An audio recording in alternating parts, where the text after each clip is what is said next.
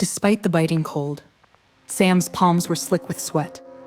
She wiped them hastily on her tights, the damp fabric doing little to quell the tremble in her fingers. The chill bit at her skin, but adrenaline coursed through her veins, drowning out the sensation of the icy wind slicing across her face. The barge beneath her swayed, the movement subtle but unrelenting, like a taunting reminder of what awaited her below. The frigid water churned in restless waves, its dark surface daring her to fall. Her eyes locked onto the railing, a mere 12 inches beyond her reach. The gap felt cavernous in her mind, a vast chasm where success and failure blurred into one treacherous leap. "Come on," she muttered under her breath, her voice trembling with a mix of fear and determination. She leaned out, testing the distance with her fingertips. The cold steel of the boat's hull pressed against her, offering a false sense of stability. The railing loomed just out of reach, mocking her with its promise of safety. Her breaths came faster now. "Focus," she muttered. Just one jump, one perfect jump. The wind howled in her ears as she sprang forward, her muscles coiling and releasing in a desperate push. Her arm shot out, fingers stretching toward the slick railing. For a split second, she felt weightless, suspended between the window and the platform like a puppet with its strings cut.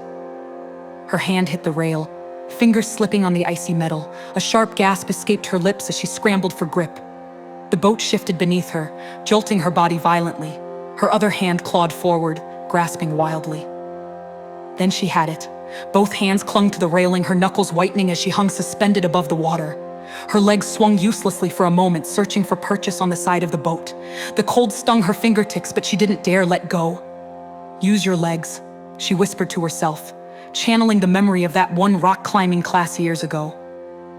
She pressed the sole of her shoe against the hull, finding a rough edge for traction. With a guttural cry, she pushed up, heaving her torso over the railing. Her muscles burned, her arms shaking with the effort as she dragged herself onto the platform. She collapsed in a heap, chest heaving as she sucked in air. Relief surged through her like a tidal wave, and for a brief moment she allowed herself to revel in the small victory.